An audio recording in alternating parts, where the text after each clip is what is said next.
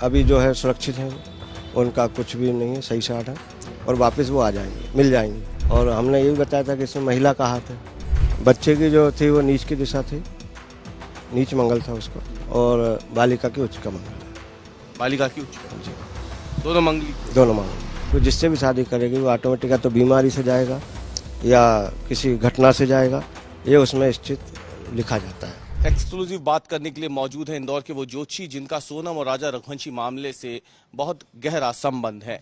यही वो ज्योतिषी हैं जिनसे राजा के परिवार ने संपर्क किया था जब राजा का शव मिल गया था और सोनम का कोई पता नहीं चल रहा था।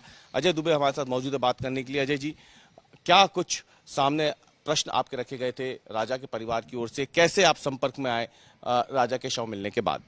देखिए, मैं वहाँ गया था शांति पाठ करने के लिए, तब उन्होंने मुझसे बोला कि पंडित जी थोड़ा सा प्रश्न है हमारे। बोले क्या बताइए। तो उन्होंने मेरे से 3 प्रश्न किए थे कि पहला प्रश्न तो ये है कि बॉडी मिलेगी कि नहीं मिलेगी, कैसा क्या है। तो बॉडी मिल चुकी थी जब मैं बाहर था, फ़ोन आया था। और जब बॉडी मिल चुकी फिर उन्होंने फिर प्रश्न किया कि बॉडी तो मिल गई लेकिन हम जानना चाह रहे हैं कि बहू जीवित है या मृत है और इसमें कितने लोगों का हाथ है।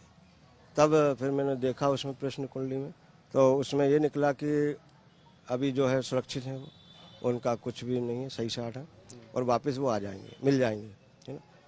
और 2 दिन बाद ये खबर आई कि वो गाजीपुर से गिरफ्तार हो चुके हैं। और हमने ये भी बताया था कि इसमें महिला का हाथ है, तो महिला का हाथ भी निकला उसमें। मेघालय पुलिस कह रही है कि सोनम आरोपी है। जी। अच्छा पंडित जी, इसमें एक बड़ी बात है, बार बार ये कहा जा रहा है कि दोनों की कुंडली में कुछ दोष थे। आपने कुंडली देखी दोनों की, तो दोनों की कुंडली में क्या मंगल की दशा थी, और अगर थी तो किसकी दशा उच्च की थी, किसकी मंगल की दशा नीच की थी?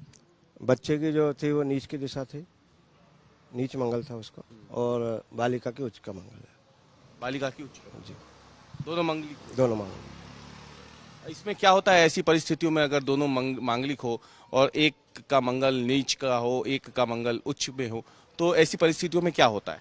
इसमें एक का मृत्यु दंड का वो रहता है, इसमें मृत्यु दंड का होता है पश्चाताप। इसमें इनको मृत्यु दंड मिल चुका है ना। अब ये सोनम जी जो हैं जहाँ भी शादी करेंगे इनका उच्च का मंगल है, तो जिससे भी शादी करेंगे उसके साथ भी यही होना है। अच्छा, एक सवाल ये भी था कि अगर मंगल है दोनों में, सोनम और राजा ये दोनों मांगलिक थे, राजा अब इस दुनिया में नहीं रहे, तो क्या इस दशा में सोनम का जो मंगल दोष है वो एक मांगलिक से शादी करने के बाद, यानी राजा से शादी करने के बाद, क्या वो मंगल दोष दूर हो चुका है या अभी भी वो यथावत है? और अब अगर सोनम किसी अन्य से शादी करना चाहे जो कि मांगलिक ना हो, तो ऐसी परिस्थितियों में क्या होगा, थोड़ा विस्तार से समझा दीजिए। ऐसी परिस्थिति में ये होगा कि वो जिससे भी शादी करेंगे, इनका उच्च का मंगल है, तो उसके मंगल होने के कारण क्या होता है कि वो ये चीज़ें उसमें होती हैं कि जिससे भी शादी करेगी वो ऑटोमेटिक या तो बीमारी से जाएगा या किसी घटना से जाएगा, ये उसमें स्थित लिखा जाता है। तो कुंडली दर्शन इसलिए होता है ताकि पहले से ये चीज़ें सारी देख सकें, है ना। उस समय मैं यहाँ पर इंदौर में उपस्थित नहीं था और उन्होंने फिर वहाँ लड़की वाले ने जो भी किया, जिससे भी कुंडली मिलवाई, उस हिसाब से जो भी उनके दोस्त थे वो दिख नहीं पाए। अच्छा, अगर ये कुंडली आपके पास इनकी शादी से पहले आती, सोनम और राजा की शादी से पहले आती, तो क्या ये दोष साफ तौर पे दिखता, आप उनके परिवार को बताते, और क्या बताते आप कि अगर इनकी शादी होगी तो क्या होगा? जी, इनकी शादी होता तो अपन क्लियर बता देते कि इसमें इनके उपाय होते हैं, वो उपाय करके अगर शादी होती तो ऐसा कुछ नहीं होता। क्या उपाय होते हैं? इसमें एक तो भात पूजन होती है मंगल दोष की, है ना। वो अगर उज्जैन में जाकर के करवाते हैं ये लोग तो उसमें ये शांत हो जाता है। तो इन्होंने वो क्रिया करवाई नहीं और डायरेक्ट जल्दी जल्दी में शादी करवा ली।